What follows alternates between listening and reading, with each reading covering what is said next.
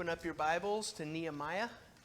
We will do our overview. We've only got 2 more books to finish out the history, which is crazy to me to think about it, that we will have covered about 2,000 years worth of biblical history. And then we'll move back and we'll fill in some of the gaps with prophets. But we've really just kind of kept the linear history going, and that has been helpful to me. If you have your marker at Nehemiah, well, if you've opened to Nehemiah, stick your marker there, please. And it might be worth your time to go back to 2 Kings chapter 29. This 2 Kings 29 helps us to really see what's going on in these last couple of books. Well, if you find 2 Kings 29, let me know. How about 25? 2 Kings chapter 25. And I'll just read in verses 9 through probably 11. This is what Nebuchadnezzar did. This is what the Babylonians did when they came to Jerusalem. He burned down the house of the Lord and the king's house and all the houses of Jerusalem. Every great house he burned down, and all the army of the Chaldeans who were with the captain of the guard, they broke down the walls around Jerusalem. It might be worth your while to think about this and maybe write in the margin next to these texts just to help you remember what's going on here. In verse 9 it says that Nebuchadnezzar burned down the house of the Lord. That's what Ezra and Haggai and Zechariah were about. Rebuilding the house of the Lord. Rebuilding up the temple. And then in verse 10 it says that he broke down the walls around Jerusalem. And that's what Nehemiah is going to be about. So here is, let's see, I got to turn my clicker on here. Here is the destruction, and this is what we just read about. Jerusalem and the temple are destroyed. We have covered this in the book of Ezra. The book of Ezra goes here. We talked about Haggai and Zechariah. And finally, we make our way to Nehemiah, which is the rebuilding of the walls. Just a couple things that I want to show you about this real quick. Here's the thing. The third quarter starts the first Sunday of July. And that's, what is that, like 3 or 4 weeks away? I don't know how many weeks away it is. It's not very many weeks away. Adam is going to teach Nehemiah on Sundays through the third quarter. So I'm not diving deep into Nehemiah here. It was a good week for me to be gone for a wedding because I was like, I don't have to learn all this stuff. Adam's going to teach me in just a couple weeks. But I think that there's a few things that we should see. Like if we're just trying to learn about the book, look at chapter 1 and verses 1 through 3. It really gives you a sense of what's going on here. The words of Nehemiah, the son of Hakaliah. Now it happened in the month of Kislev in the 20th year, as I was in Susa the citadel, that Hanani, one of my brothers, came with certain men from Judah. And I asked them concerning the Jews who escaped, who had survived the exile, and concerning Jerusalem. And they said to me, the remnant there in the province who have survived the exile is in great trouble and shame. And this is their problem. The wall of Jerusalem is broken down, and its gates are destroyed by fire. And Nehemiah, starting in verse 4, just came to be beside himself. He cried and he fasted because he was so sad to hear that. Look at this. We've been back in Jerusalem now for almost 100 years. And it was like pulling teeth to drag the people along to get the temple built.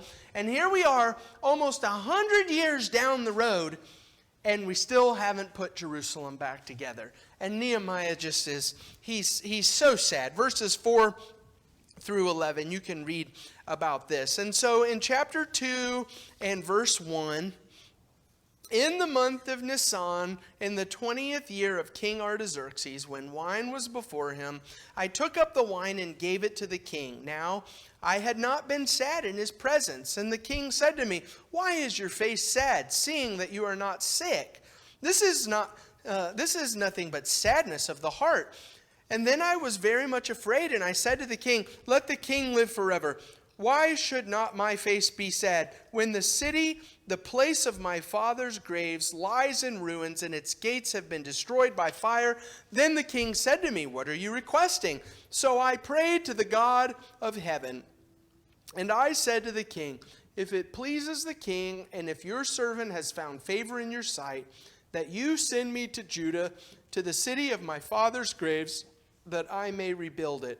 And the king said to me, the queen sitting beside him, how long will you be gone, and when will you return? So it pleased the king to send me when I had given him a time. And so the book of Nehemiah is basically, Nehemiah goes back home to Jerusalem, organizes the city, deals with all kinds of problems, and rebuilds the walls. I do have a couple things for you. I like to highlight and note some of the key verses that help us to see like the big picture. In chapter 4 and verse 6, this is one of the famous verses of the book of Nehemiah. It says, for the people had a mind to work. And you can see that the people had a mind to work because in chapter 6 and verse 15, so the wall was finished on the 12th day of the month of Elul in 52 days. Nehemiah apparently was a great leader, and the people apparently were excited to be led, and they got the job done. That's the book of Nehemiah. There's a few extra things in there along the way. Here's what I want to do. Since Adam is about to teach us Nehemiah over the span of 12 or 13 Sunday mornings, I'm not going to dive too deeply into the book. It seemed like this is a good time to just kind of stop and reflect. This is our 15th Old Testament book overview since the beginning of the year on Sunday nights. And I've done a survey of the Old Testament like this before. This is what Jake is teaching our middle schoolers and our high schoolers right now, and so it's kind of lined up good. They just did Nehemiah not too long ago. We're about the same place. But we've kind of done a linear history, from Genesis, and we went through the history books, and we skipped a lot of the prophets, and we moved on through the history to Ezra, and we saw Haggai and Zechariah and how he works with Ezra, and now we're at Nehemiah, and next will be Malachi at the end of this whole section. And one of the things that has really struck me, I don't want to say this flippantly, but I think that it has struck me maybe more in this overview than it ever has before, is that the Old Testament is basically just the same story over and over and over and over again. And we talk about this with the Judges cycle. And this is the thing with the Judges cycle, because it's there, right? You see the cycle going through that.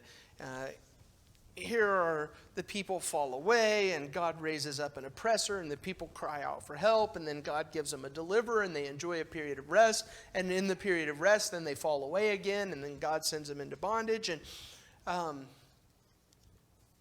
good night, though.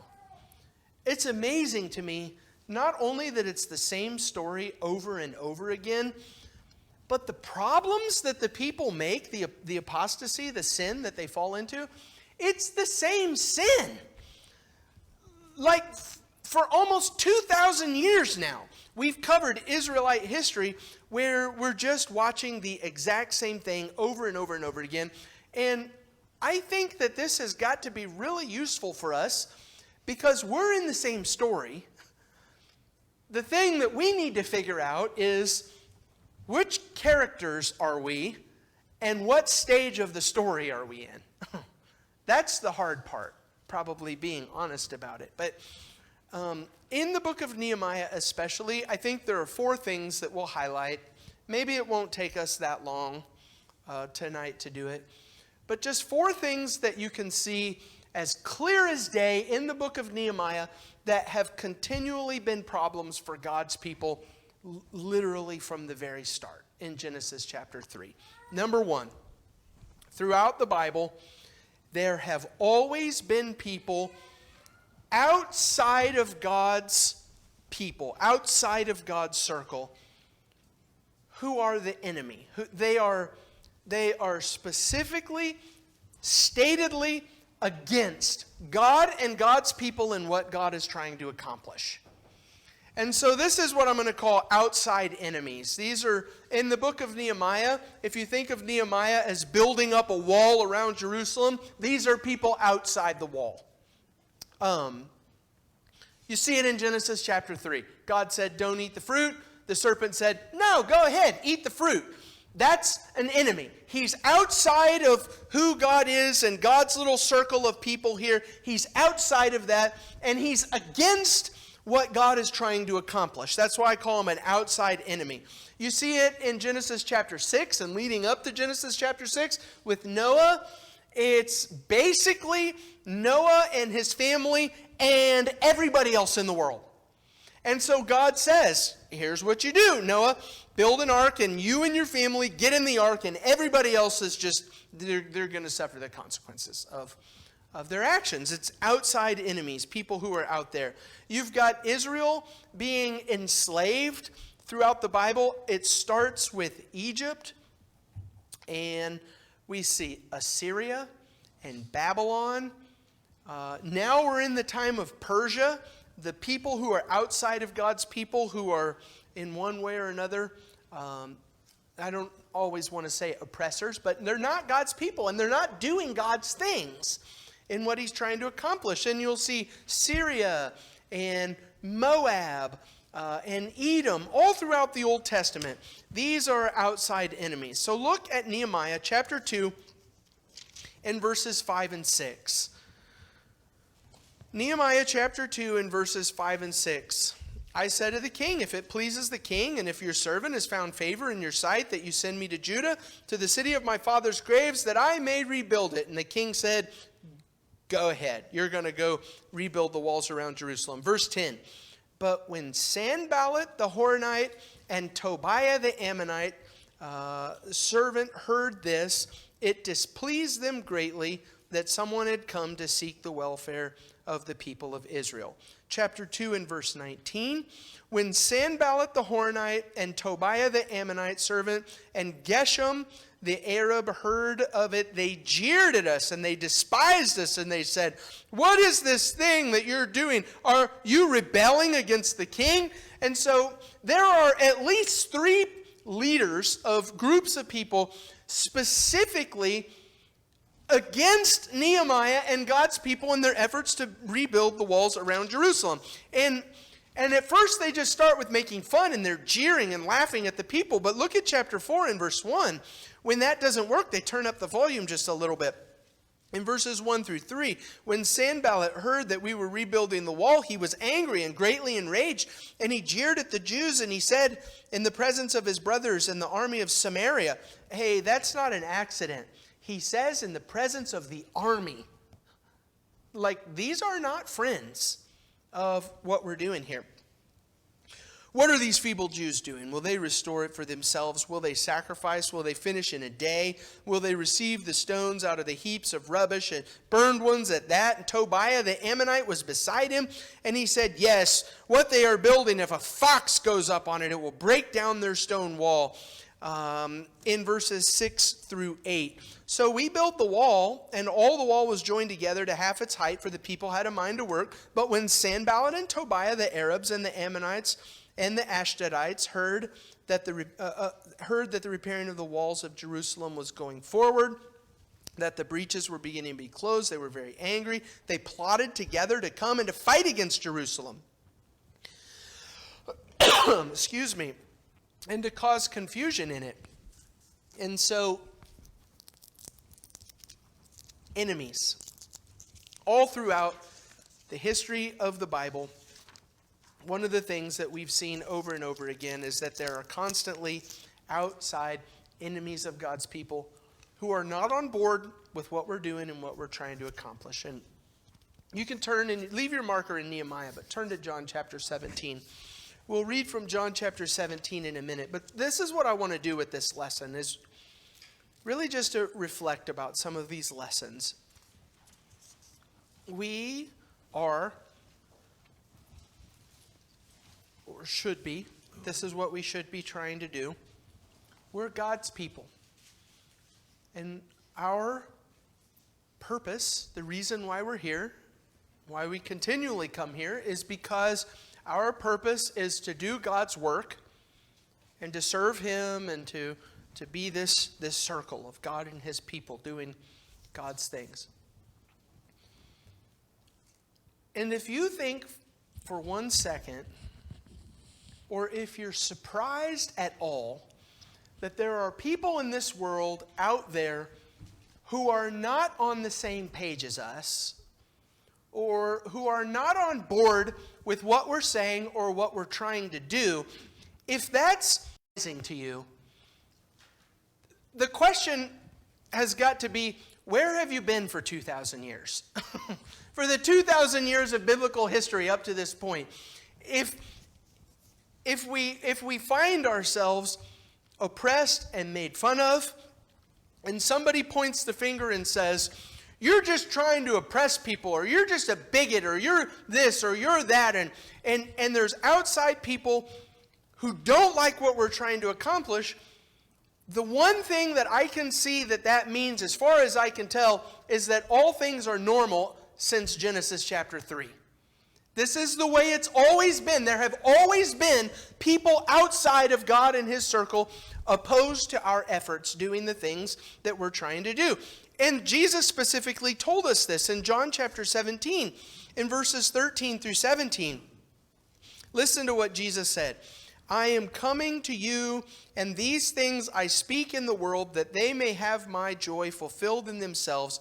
I have given them your word, and the world has hated them, because they are not of the world, just as I am not of the world. I do not ask that you take them out of the world, but that you keep them from the evil one. They are not of the world, just as I am not of the world. Sanctify them in the truth. Your word is truth.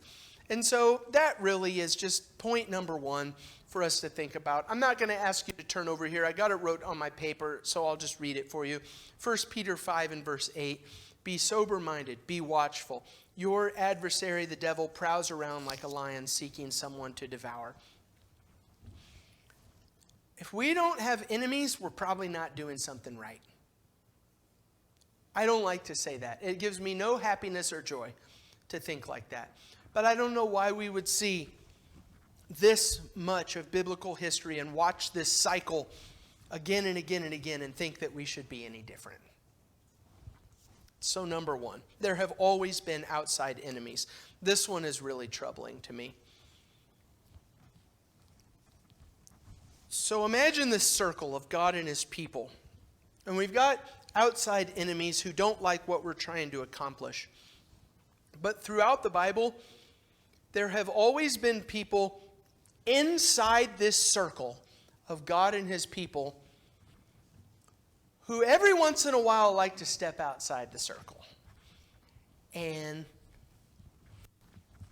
have relationship with or support or embolden those people out there who are our stated enemies.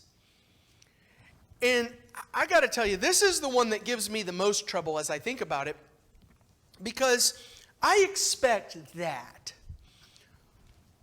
But what I don't expect is for one of you, for one of us, me, to be reaching out and encouraging and emboldening them out there who are against us in here. That's called treason. Throughout the Bible, you see it again and again, this lesson, and I'll read through a couple of examples. In Deuteronomy chapter 7, God told the people, when you go into the land, don't leave any of the gods that exist in the land. Get rid of them entirely. Don't have anything to do with that. And don't marry the people of the land. For crying in the night, that's where the trouble is. Don't mingle your family with the trouble. God says this over and over again, and then you see it with Solomon is just one example. Solomon focuses on money. He focuses on building up his horses, his military power. And then one of the things that Solomon does is he makes a trade agreement with Egypt, of all places. God saved us from Egypt. Why would you go back to Egypt and have something to do with Egypt? And not only that, but he entered into these marriage relationships with all of these things. And 1 Kings tells us about how they led him astray. It's not a surprise. It shouldn't be a surprise. This is obviously the thing that's going to happen if you do this. And so look in the book of Nehemiah. I'm going to call them inside enemies. They're insiders, but they're connected and working with those who are outside, who are our enemies. In chapter 6 in verse 1, when Sanballat and Tobiah and Geshem the Arab and the rest of our enemies heard that I had built the wall and that there was no breach left in it, although up to that point in time I had not set up the gates, it talks a little bit more about what they did. But look down at verse 10, talking about these guys. Now, when I went into the house of Shemaiah, the son of Deliah, the son of Medibel, who was confined to his home, he said, let us meet together in the house of God, within the temple. Let us close the doors of the temple, for they are coming to kill you. They're coming to kill you by night. But I said, should such a man as I run away, and what man such as I could go into the temple and live? I will not go in. And I understood and saw that God had not sent him, but he had pronounced the prophecy against me because Tobiah and Sanballat had hired him. Now, this one just bothers me a lot, because this guy Shemaiah was working with Nehemiah and with his people in chapter 3 and verse 29. He was working on the wall and helping them to build up the wall and was inside. He's a part of us. He's one of God's people. And those enemies out there had got their fingers on him inside the wall and said, hey, listen, you help us to stop this work of the Lord. And Shemaiah agreed to it. Can you imagine? Like, I hope that this frustrates you and makes you as upset as it does me. Look at verses 17 in chapter 13. Chapter 6, verses 17 through 19. Moreover, in those days, the nobles of Judah sent many letters to Tobiah, and Tobiah's letters came to them. For many in Judah were bound by oath to him. Tobiah is the enemy. We've already read about that. And there are the leaders and the nobles of Judah who are bound to Tobiah, who is the stated enemy of God's people, and they're just corresponding and having a good old time with somebody who's working against them and what they're trying to accomplish. And it says in verse 18, many in Judah were bound by oath to him because he was the son-in-law of Shechaniah, the son of Arah, the son of Jehohanan, and had taken the daughter of Meshullam, the son of Berechiah, as his wife. They also spoke of his good deeds in my presence and reported my words to him, and Tobiah sent letters to make me afraid. So here we are inside God's house, inside God's circle, trying to be God's people and do God's things. And you got people inside of this circle stepping outside the circle, working with the enemies of God, and the enemy says, hey, send this letter back. And I say, okay. And so I'm coming back into the circle with God's people, and I'm going to try to intentionally scare and discourage Nehemiah on behalf of the outside enemy. I don't think there's any question whatsoever who's worse in this situation. It's not those who are outside. It's those who are inside, who claim to be inside, who are encouraging and emboldening those who are outside. It is so frustrating and discouraging. And look at chapter 13, Nehemiah chapter 13 and verses 4 and 5. Before this, Eliashib the priest, a priest. We're not just talking about somebody among the people of God. This is a leader, a priest among these people, who was appointed over the chambers of the house of our God, who was related to Tobiah, prepared for Tobiah a large chamber where they had previously put the grain offering. There's a place inside the temple where you store the priestly stuff that's going to be offered to God. And one of the priests says to Tobiah, hey, I got an idea. Why don't you come and live inside of here? Was nobody around in the city at this time to say, maybe we shouldn't do this? Like, this isn't a good idea? I don't even know what to say about this. This is the craziest thing I've ever seen.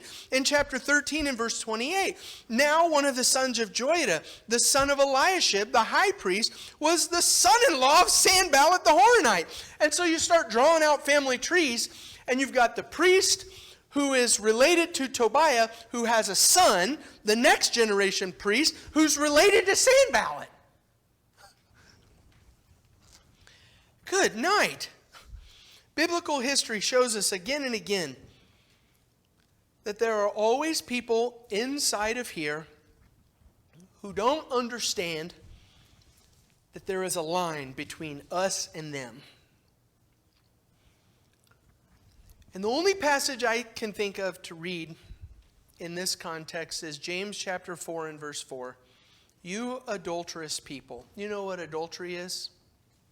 This is what James says. You people who are cheaters. You adulterous people. Do you not know that friendship with the world is enmity with God? Therefore, whoever wishes to be a friend of the world makes himself an enemy with God. Jesus said this to the church at Laodicea about, you're either hot or cold. Just pick one. And I don't think what Jesus is saying is, fine, choose cold, leave, go out there. But he says you can't be both. And that's probably something that we should learn from. Who we're going to be and what we're going to do. Number 3.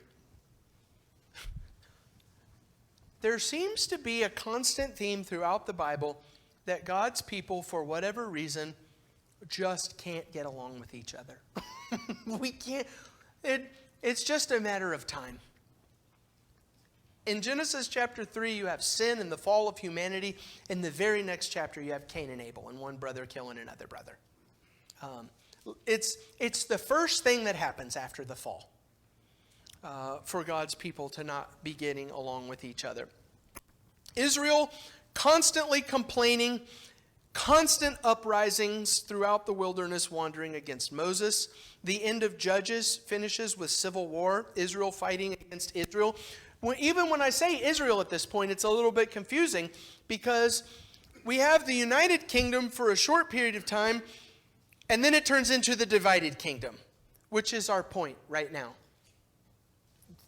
God's people can't stay together. And so there's Israel and Judah, two different bodies of God's people. Look at Nehemiah chapter 5. Nehemiah highlights this exact same thing that we've seen over and over again. Chapter 5 and verses 1 through 6. The first thing that I pulled this point as is sin. Sin inside of God's camp.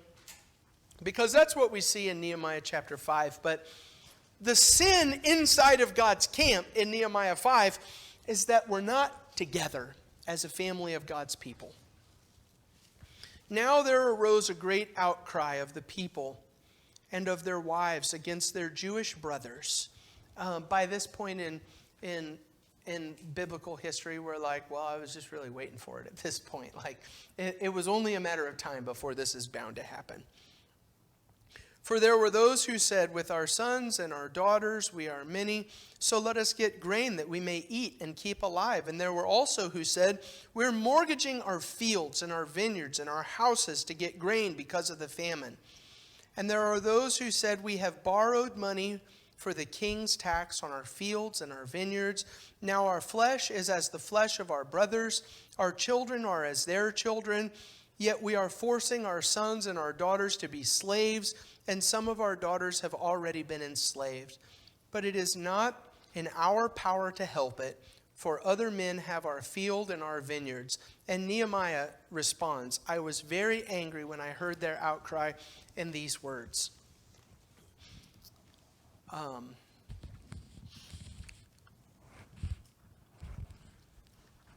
Wouldn't it just be cool if we could just figure out how to get along? I mean, this is a point of a study like this. We're looking at a theme for 2,000 years of biblical history up to this point, 2,000 years of Christianity up to this point. Keep your marker here in Nehemiah and go over to Galatians chapter 5. There are, I don't want to exaggerate. I was going to say hundreds. Just so that I don't exaggerate, let me say at least dozens. I can be certain dozens. There are dozens of places in the Bible that talk about this subject. I'm going to Galatians only because this is what we've been studying on Wednesday night. Galatians chapter 5 and verse 13. For you were called to freedom, brothers, only do not use your freedom as an opportunity for the flesh, but through love serve one another. For the whole law is fulfilled in one word. You shall love your neighbor as yourself. But if you bite and devour one another, watch out that you are not consumed by one another. But I say, walk by the Spirit, and you will not gratify the desires of the flesh. The desires of the flesh are against the Spirit, and the desires of the Spirit are against the flesh. For these are opposed to each other to keep you from doing the things that you want to do. And the whole problem in Galatians up to this point is people inside of God's family who just seemingly cannot help but give other people a hard time. And the lesson has got to be for us, let's break the cycle. Let's not just keep reading the same problem again and again and again and keep doing the mistakes of God's people in the past again and again and again. At some point, it would be really cool if we could just say, as a body of God's people for a long period of time, indefinitely, optimistically, hey, how about we not destroy each other inside this circle of God's family and God's people trying to do God's work? And so that's a big one. And then finally, one lesson that we see throughout the scripture is that there is always a need for godly leadership. Moses and Joshua led the people into the promised land. We studied the book of Judges, and the problem in Judges is that there was no leader, and so the people asked for a king, and they got Saul, and Saul was not a godly leader, and things didn't work out good for Israel. But then we saw David, and David is a man after God's own heart, and he leads Israel into their golden age where everything is the way that it's supposed to be. And the whole history of Israel in the north and Judah in the south is, here are some good kings who lead God's people in good ways, but mostly not. Mostly there's bad kings who try to burn the house down, and sometimes they succeed. Even until the point of time where we are right now. I mean, we've spent a lot of time talking about Zerubbabel, the governor, the leader, the Davidic king, Joshua, the priest, Haggai, and Zechariah, leadership, who says to God's people, come on, guys, let's be together and let's get this done.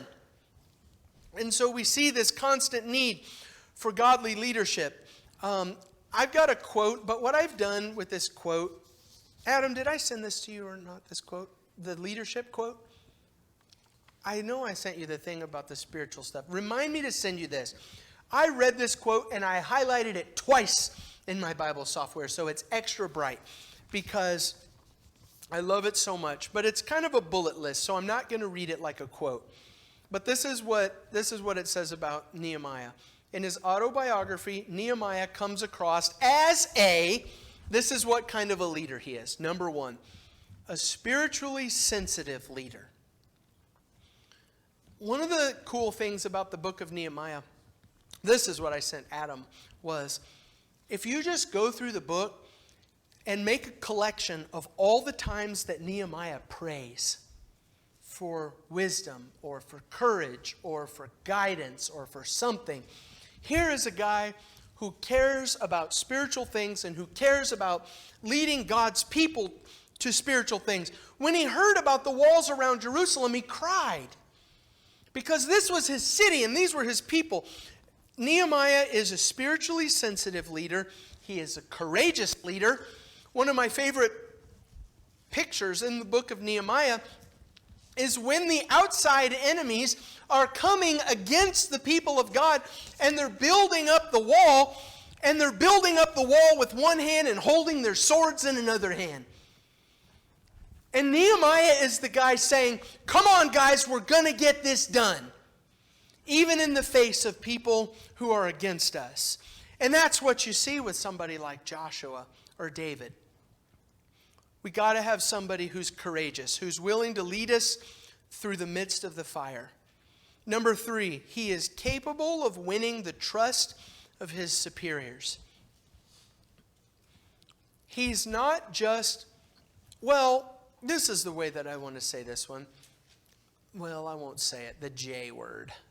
He doesn't treat people in a bad way. He's able to work with people and to say, hey, these are bad circumstances. Hey, I know you're related to the enemy. Hey, I know you've been friends with the enemy for a long time, but this is what we're doing. And he finds a way to bring them along. Now that's clever. That's leadership. I like that a lot, to be able to do it. Spiritually sensitive, courageous, capable of winning the trust of his superiors. Also, the king of Persia, I think, would fall into that category. He inspires action in others. You can't build a wall by yourself. But Nehemiah inspired the nation to do it. And number 5, to meet opposition squarely, head on. I like, one of my favorite ones is the guy who says, Nehemiah, the enemies are coming. He was paid to do this. And he says, let's go into the temple. And Nehemiah turns and he looks at him and he says, I'm not going to the temple, and I know what you're trying to do, and it's not going to work. He doesn't mess around. He just says it. I like that a lot. Nehemiah is a good guy, worthy of following. And so this points us ultimately to Jesus in my one-sentence summary. Every book has a one-sentence summary, but you can see with this one everything that we've talked about. Nehemiah saw the need for God's people to build a wall, and he unified them, and he led them to this end. Did everything that it took to get that done. That's some good stuff. Jesus is our Nehemiah. Nehemiah is a picture of Jesus, who says to me, to us, hey, I want you to leave your life out there and to come inside the wall that I have built. Be a part of my people and do my work. And there's all kinds of spiritually sensitive, courageous stuff that goes along with it. But Jesus is the guy who says, we are going to accomplish great things for the Lord if you stick with me. And so if you're here tonight and you're not a Christian, we always offer you an opportunity to become one if you would like to step inside with Jesus. Come inside the walls. Now is the time to do it. Make your needs known as together we stand and sing the invitation.